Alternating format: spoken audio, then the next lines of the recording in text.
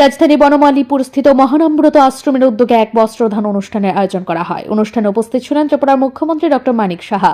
এছাড়াও উপস্থিত ছিলেন রামনগর কেন্দ্রের বিধায়ক দীপক মজুমদার এবং পুর নিগমের কর্পোরেটর রত্না দত্ত।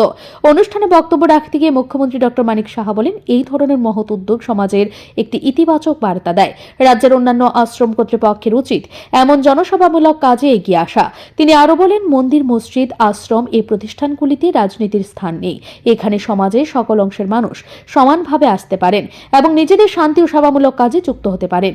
মুখ্যমন্ত্রী আশ্রম কর্তৃপক্ষের এই উদ্যোগের ভূয়সী প্রশংসা করেন এবং ভবিষ্যতে আরও এমন সামাজিক কার্যক্রম পরিচালনার আহ্বান জানান। অনুষ্ঠানের মাধ্যমে শীতবস্ত্র বিতরণ করা হয়। আশ্রম কর্তৃপক্ষ জানিয়েছেন, এই ধরনের জনকল্যাণমূলক কর্মসূচি ভবিষ্যতেও অব্যাহত থাকবে। বস্ত্র পেয়ে দুস্থ নাগরিকদের মুখে ছিল আনন্দের হাসি।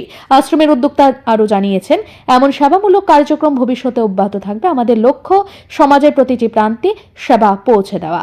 রাজধানীর মহানম্রত আশ্রমের উদ্যোগে আয়োজিত এই বস্ত্রদান অনুষ্ঠান কেবল একটি সমাজসেবকমূলক কাজ নয়, বরং এটি সমাজে মানবিক মূল্যবোধকে আরও শক্তিশালী করার একটি গুরুত্বপূর্ণ পদক্ষেপ। একটা সুন্দর দিনে যে এই সেবক সংঘ, নিখিল ত্রিপুরা মহানাম সেবক সংঘ যে আয়োজন করেছে, শীত বস্ত্র এখানে ওনারা দেবেন। তো আমি এই ধরনের যে কর্মকাণ্ড ওনারা করেছেন, এর জন্য এই আশ্রমের সবাইকে, আমি সেক্রেটারি, সভাপতি, যারাই আছেন সবাইকে আমি হার্দিক অভিনন্দন জানাচ্ছি। ওর মধ্যে এটা বলা উচিত ছিল।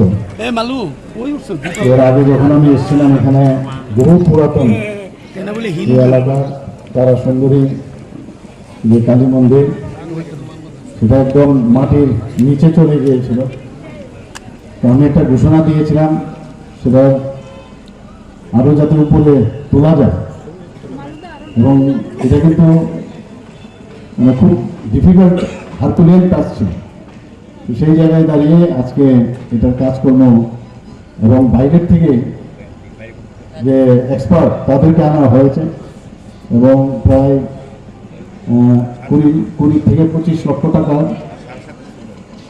খরচ এর মধ্যে ধার্য করা হয়েছে, এবং প্রায় 7.5 ফুট উপরে উঠিয়েছে সেটাকে।